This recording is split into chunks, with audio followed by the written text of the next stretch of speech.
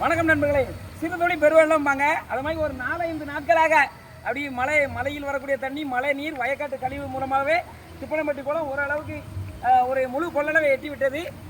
இந்த குளம் பெருகிட்டுனா பார்த்தீங்கன்னா பெரும்பாலும் பாவச்சத்திரத்திலிருந்து ஒரு பூலாங்குளம், மயிலப்புறம் வரைக்குமே பார்த்தீங்கன்னா நிலத்தடி நீர்மட்டமும் விவசாயத்திற்கும் பயன்படும் என்று சொல்வார்கள். அப்படிப்பட்ட குளம் திப்பனம்பட்டி நாராயணிப்பேரி குளம். இது வந்து தொடர்ந்து 8வது ஆண்டாக இந்த ஆண்டும் பெருகக்கூடிய அளவுக்கு வந்துவிட்டது. முழு கொள்ளளவை எட்டிவிட்டது. இன்னும் ஒரு சில நாட்கள் மழைகள் பெய்யும் போது, அதாவது கொண்டலூர், ஆவடையாந்தூர் குளங்கள் நிச்சயமாக பெருகிடும் என்று எதிர்பார்க்கிறோம். ஓரளவுக்கு பெரியாச்சு. இன்னும் ஒரு மணி நேரத்தில் தண்ணி வந்து நிறையா வரும். பார்த்துடுங்க, திப்பனம்பட்டி குளம் மறுகால் விழ போகிறது. தொடர்ந்து 8வது ஆண்டு. இது ஒரு வரலாற்று சாதனை தான்.